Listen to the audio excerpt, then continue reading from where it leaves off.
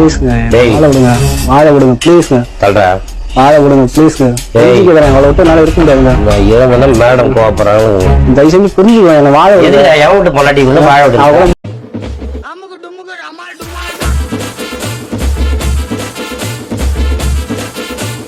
Hi friends, இது உங்கள் SMT 360.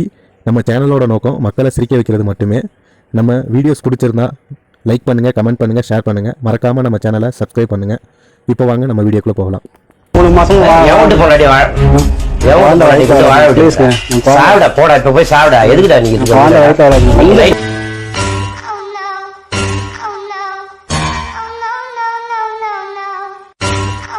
கொஞ்சம் கதவு போடாம இருந்தது.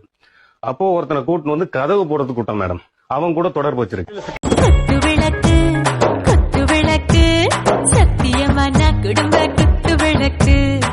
இவங்க வெளியூர் போயிட்டாங்க, நான் ஒண்டி இருக்கிறேன். ஒரு ஆம்பளை வந்து வேலை பார்த்தாங்க, 60,000 கொடுத்தாங்க, 80,000 இல்ல. யாரு இவரு கொடுத்தா? எதுக்கு? அவருக்கு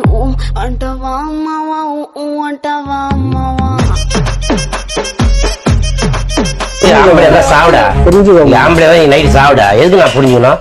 அவங்க அம்மா தங்கச்சியா நீ? தம்பியா? தங்கச்சி புள்ளியா?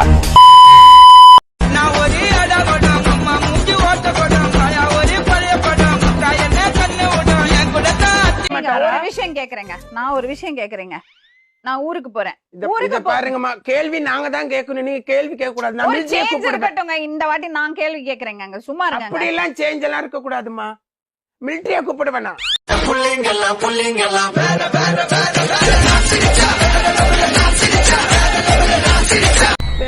என்ன பிரச்சனை அதை மட்டும் சொல்லுங்க. சரி, இப்போ நான் ஊருக்கு கிளம்புறேன். சரிங்கம்மா. ஊருக்கு கிளம்புறேன்னா புருஷன் என்ன பண்ணும்? வருத்தப்படணும் இல்லையா? இவர் வருத்தப்பட மாட்டாருங்க, சந்தோஷமா இருப்பாரு அவரோட. ஆனா வருத்தப்படுற மாதிரி நடிப்பாரு.